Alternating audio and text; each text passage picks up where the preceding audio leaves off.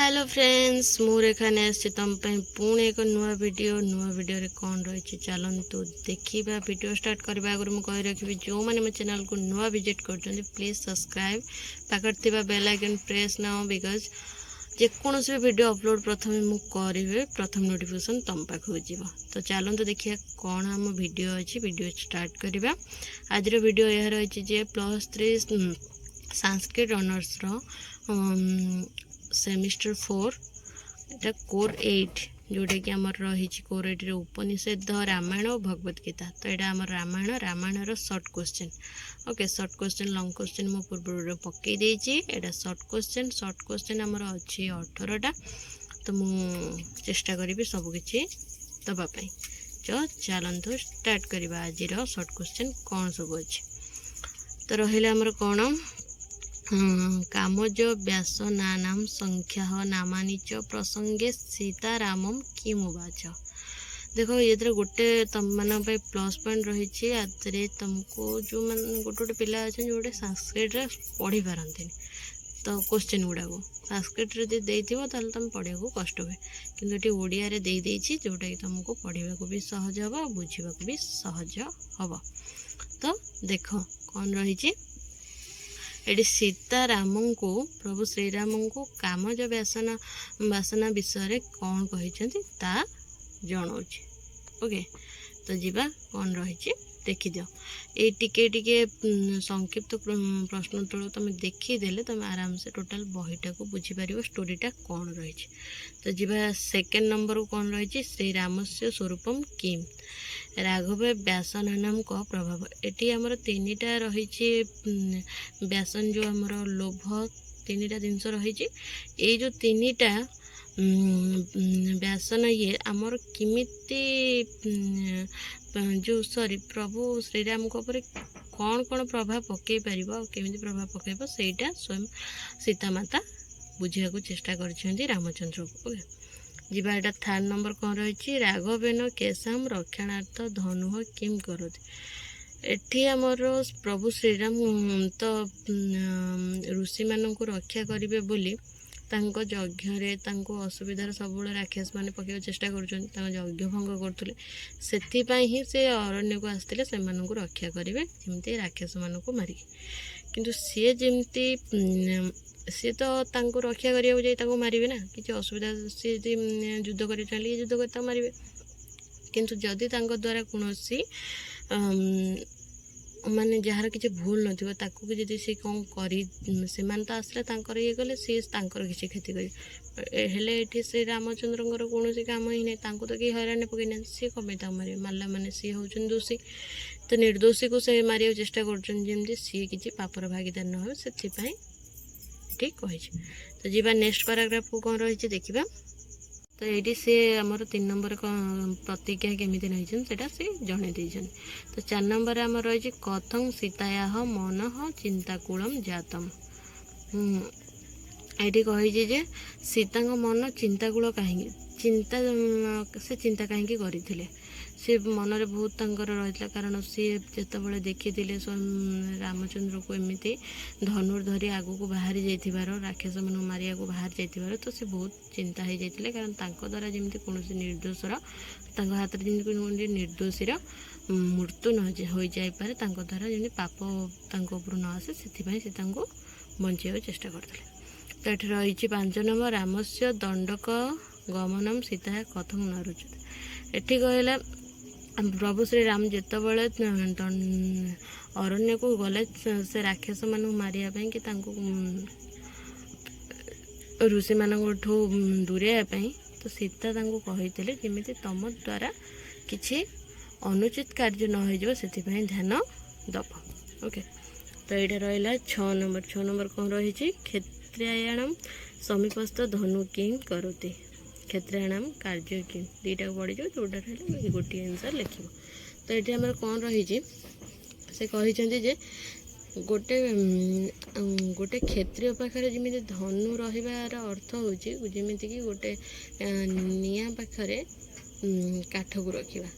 तो सुखिला काठ को रख मैंने ऑटोमेटिकल से जलीज पाखे रखला मैंने से भाया हूँ जिनस गोटे क्षत्रिय पाखे गोटे धनु रही।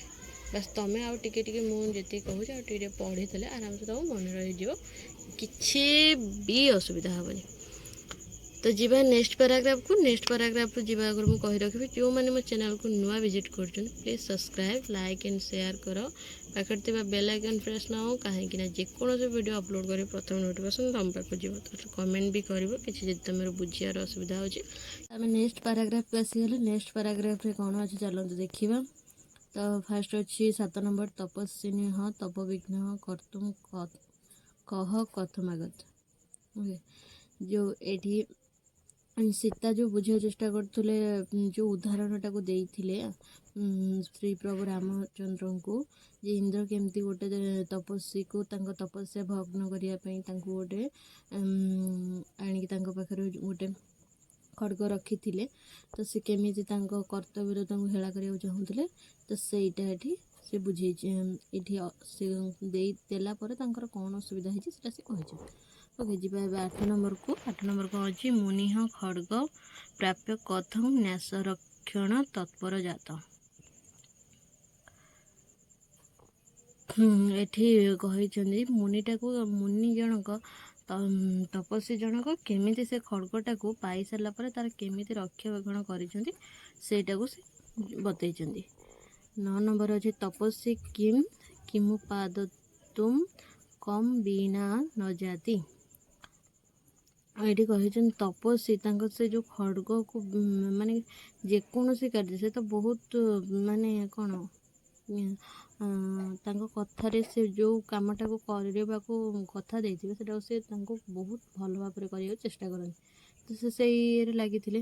ତ ତାଙ୍କୁ ଯେହେତୁ ଏଇ ଦାୟିତ୍ୱଟା ଦିଆଯାଇଛି, ତ ସେ ସେଟାକୁ ସବୁବେଳେ କରିବେ ବୋଲି ଆଖି ଆଗରେ ରଖୁଥିଲେ। ଯୁଆଡ଼େ ବି ଯାଉଥିଲେ, ଯେତେବେଳେ ଯାହା ବି କରୁଥିଲେ ସେଟାକୁ ସାଙ୍ଗରେ ଧରିକି ଯାଉଥିଲେ। ତ 10 ନମ୍ବର ଥିଲା ତପୋଧନଃ ନିତ୍ୟଂ କିମ୍ ପରିବହନ କିମ୍ ଚକାର। ପ୍ରତିଦିନ ତପୋବନକୁ ଗଲାବେଳକୁ ସେ ତପସ୍ୱୀ ଜଣକ ତାଙ୍କ ଯେକୌଣସି କାମ ନିତ୍ୟକର୍ମ ଯାହା ବି ଗୋଟେ କରିବାକୁ ହେଲେ ସେ କେମିତି ଭାବରେ ସେ ଜିନିଷଟାକୁ କରୁଥିଲେ ସେଇଟାକୁ ଦେଖୁଥିଲେ। କହ କିମର୍ଥମ୍ ନରକମ୍ ଜଗାମ। ଏଠି କ'ଣ କହିଛନ୍ତି 11 ନମ୍ବରରେ?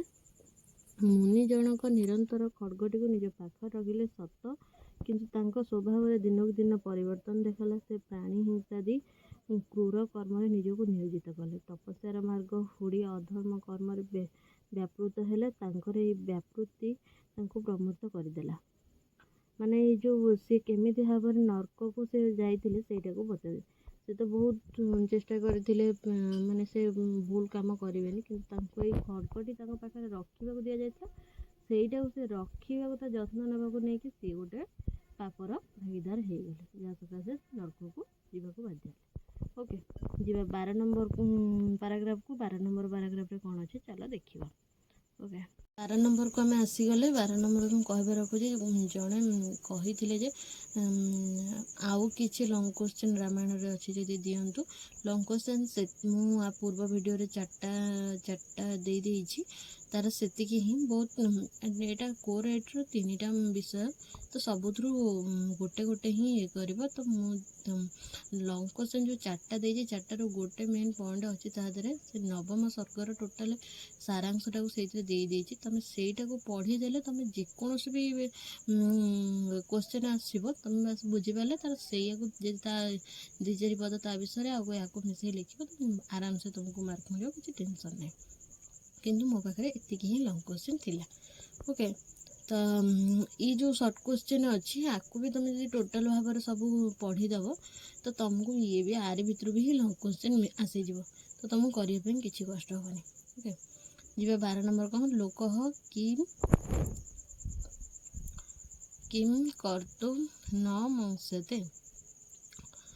ଓକେ, ଯିବା ଏଇ ଗଲା 12 ନମ୍ବର। 13 ନମ୍ବର ହେଉଛି କ୍ଷତ୍ରିୟାଣାମ୍ ଧନୁର୍ଧାରଣସ୍ୟ କିମ୍ ପ୍ରୟୋଜନମ୍। ଏଠି 14 ନମ୍ବର ଅଛି କଥମ୍ କୈଃ ଚ ଦେଶ ଧର୍ମଃ ପାଳନୀୟ। 15 ନମ୍ବର ଶସ୍ତ୍ର ସେବନାତ୍ କିମ୍ ଜାୟତେ। 16 ନମ୍ବର ଧର୍ମାତ୍ କିମ୍ କିମ୍ ପ୍ରଭବତି। ୟାକୁ ତୁମେ ଭଲସେ ଟିକେ ଦେଖିବ ଆଉ ଆନ୍ସର୍ଟାକୁ ପଢ଼ିଦେଲେ ତୁମକୁ କୋଶ୍ଚିନ୍ଟା ବି ଭଲସେ ବୁଝି ହେଇଯିବ, ତୁମକୁ ଆଉ କିଛି ଅସୁବିଧା ରହିବ ନାହିଁ। तो मु पुणी कही रखी जो मैंने भी मो चैनल को नुआ विजिट कर तो प्लीज़ सब्सक्राइब पाखर थी बेल आइकन प्रेस ना कहीं जेकोसी वीडियो मुझे अपलोड करी प्रथम नोटिफिकेशन तुम पाक जो आउ लाइक कर शेयर कर कमेंट कर जहाँ तुम दरकार अच्छी कि कौट किसी बुझीपारुन मु चेष्टा करी तुम प्रोब्लेम को सॉर्ट आउट करने आ तुमको जहाँ दरकार थी आनी तुम पाखे पहुँचाई। ओके जीवा नेक्स्ट पैराग्राफ को।